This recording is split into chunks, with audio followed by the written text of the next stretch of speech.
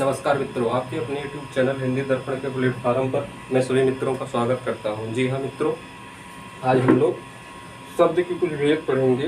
जी, शब्द के भेद। और आप लोग लाइक, सब्सक्राइब, शेयर जरूर करें। जी हाँ, इससे पहले आप शब्द के भेद जैसे विकारी होते, विकारी कितने भेद होते हैं, अविकारी कितने भेद होते हैं, उत्पत्ति के आधार पर शब्द के कितने भेद होते हैं। जी हाँ, और रचना या बनावट के आधार पर भी शब्द के कुछ भेद होते हैं। ये जो महत्वपूर्ण है, विगत परीक्षाओं में आपसे पूछा भी गया है, इसको हम लेकर आए हैं। जो चाहे टीजीटी हो, पीजीटी हो या सुपर टेट हो, कुछ भी एग्जाम हो या बीएड एंट्रेंस हो, उसमें पूछा गया है। वही मैं बताऊंगा आप लोगों को जो महत्वपूर्ण है, वही आता भी है आप लोगों को।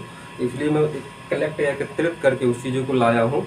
आज हम लोग उसी को अध्ययन करेंगे। जी हाँ, इससे पहले देखते हैं हम लोग कुछ मोटिवेशनल पंक्तियों को। जैसे ये दरिया, ये तिलक, ये धारियाँ नहीं चलती, ये दरिया, ये तिलक, ये धारियाँ नहीं चलती, हमारे आहद में मक्कारियाँ नहीं चलती। जी, आपका बहुत बहुत स्वागत है आपके अपने यूट्यूब चैनल हिंदी दर्पण के प्लेटफॉर्म पर। जी हाँ मित्रों, एक बार मैं पुनः कहना चाहूँगा कि आप लोग लाइक, सब्सक्राइब, शेयर जरूर करें। जी हाँ, लाइक, सब्सक्राइब, शेयर जरूर करें। आज हम लोग पढ़ेंगे शब्द के भेद। जी हाँ, आप लोग देखिए, शब्द के भेद।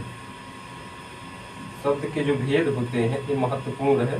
शब्द के भेद, शब्द के कितने भेद होते हैं, इसको हम लोग आज अध्ययन करेंगे या पढ़ेंगे। जी हाँ, शब्द के भेद को हम लोग पढ़ेंगे या अध्ययन करेंगे। जी हाँ, शब्द के भेद कितने होते हैं इसको हम लोग देखते हैं। जी हाँ, जैसे शब्द के दो भेद हैं, दो भेद होते हैं शब्द के। आप लोग देख लीजिए, शब्द के दो भेद होते हैं।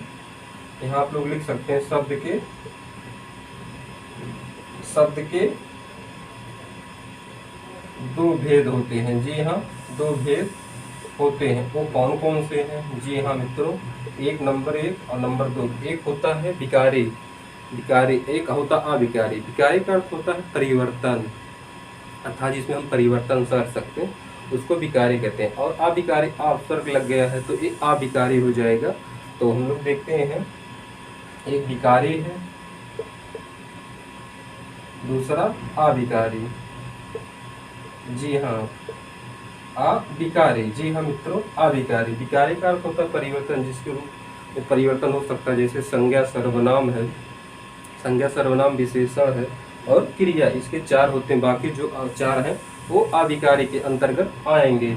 इसी को हम लोग आज अध्ययन करेंगे, विकारी और अविकारी। तो हम लोग देखते हैं विकारी के अंतर्गत कौन कौन से शब्द आते हैं। तो इसको हम लोग मिटा देते हैं। अब देखते हैं विकारी शब्द।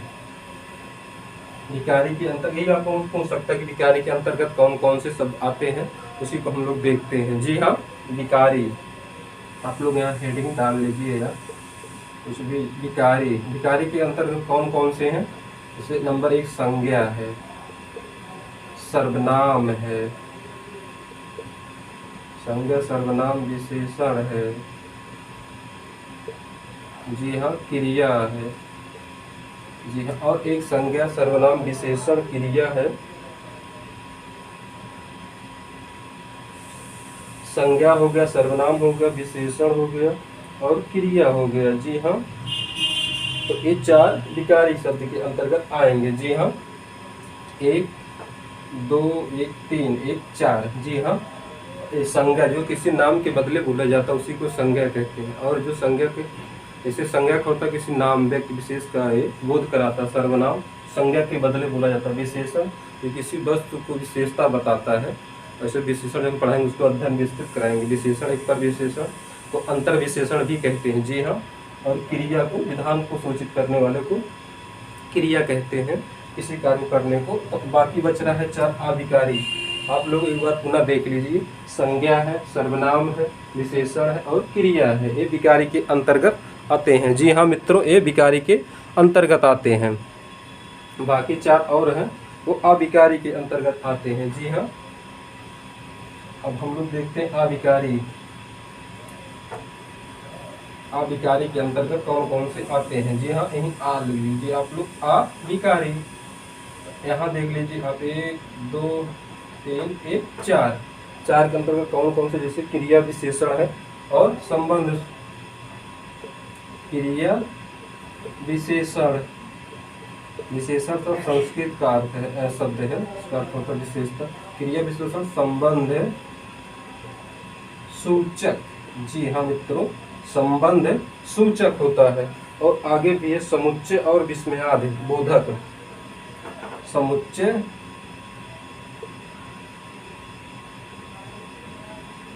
बोधक और विस्मयादि बोधक।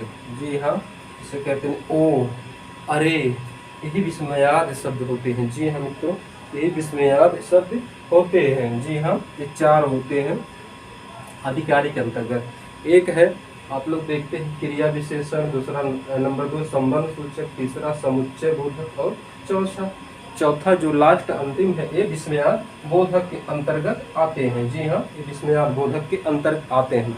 आगे अब हम लोग पढ़ेंगे कि रचना बनावट के अनुसार शब्द के कितने भेद होते हैं। रचना या बनावट के अनुसार शब्द के 3 भेद होते हैं। आप लोग जान लीजिए, रूढ़ है, यौगिक है, योग और रूढ़। जी हाँ, आप लोगों से पूछ सकता है कि रचना या बनावट के आधार पर शब्द के कितने भेद होते हैं, तो 3 होते हैं। जी हाँ मित्रों, सिर्फ 3 होते हैं, रूढ़, यौगिक और योग रूढ़ होते हैं। तो इसको हम लोग देखते हैं आज, रचना या बनावट के आधार पर शब्द के भेद। जी हाँ, रचना या बनावट के आधार पर,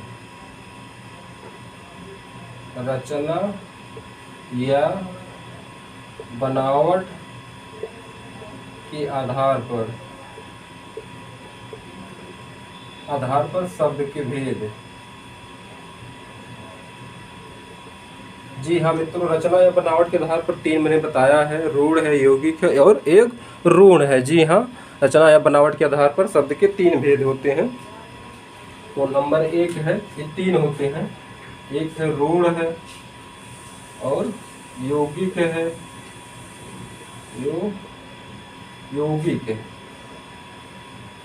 यौगिक है, और नंबर 3 है रूढ़ यौगिक। जी हाँ मित्रों, रूढ़ यौगिक है। जी हाँ, ये रूढ़ यौगिक के अंतर्गत आते हैं। यौगिक और रूढ़ यौगिक के अंतर्गत। रूढ़ करता जिसका, जैसे आप लोग जानते हैं, अगर कर दे विद्यालय हो जाएगा, यौगिक से 2 टुकड़े हो सकते हैं, ऐसे हम बांट सकते हैं उसे यौगिक कहते हैं। और रूढ़ है, जैसे आप लोग जल कर सकते हैं। और रूढ़ यौगिक, जैसे एक मैं ट्रिक बता रहा हूँ, रूढ़ यौगिक जो बहुब्रीहि समास होता है उसी को रूढ़ यौगिक, अर्थात तीसरा पद जो होता है प्रधान, वो रूढ़ यौगिक के अंतर्गत आता है। अयौगिक जैसे विद्यालय, विद्याधन आलय हो जाएगा। रूढ़ यौगिक जैसे लंबोदर है, अर्थात इसका पेट उदर लंबा हो, अर्थात गणेश हो जाएगा। और रूढ़, इसको तोड़ेंगे टूटेगा ही नहीं, इसलिए इसे रूढ़ कहते हैं। आप लोग देख लीजिए, रचना या बनावट के आधार पर शब्द के कितने भेद होते हैं। शब्द के भेद 3 होते हैं मित्रों, शब्द के 3 भेद होते हैं। जी हाँ, शब्द के 3 भेद होते हैं।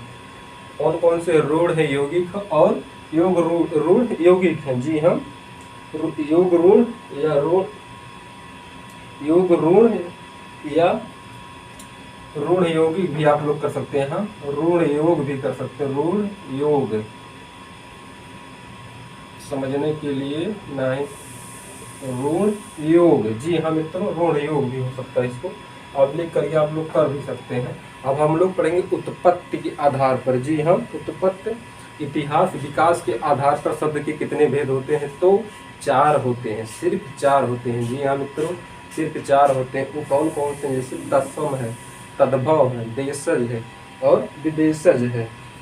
ये 4 शब्द होते हैं। आप लोगों से पूछ सकता है, रचना या बनावट के आधार पर शब्द के 4 भेद होते हैं, तत्सम, तद्भव, देशज और विदेशज है। जी हाँ, इसको हम लोग देख लेते हैं आज।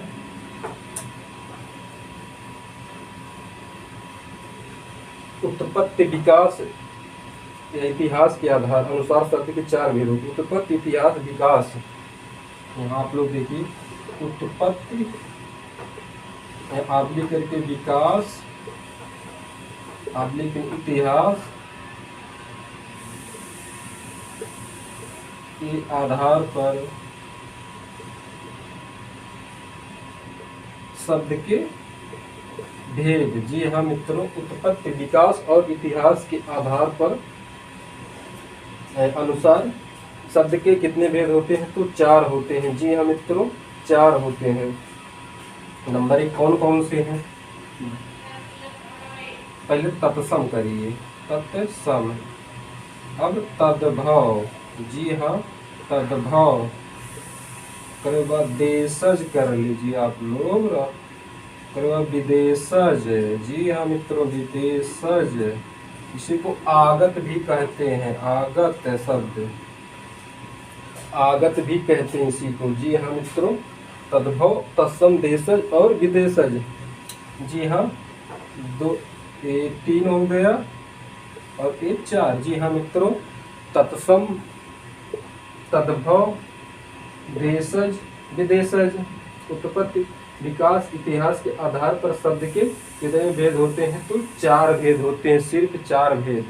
तत्सम, तद्भव, देशज और विदेशज। जी हाँ, ये 4 भेद होते हैं। जी हाँ मित्रों, 4 भेद होते हैं।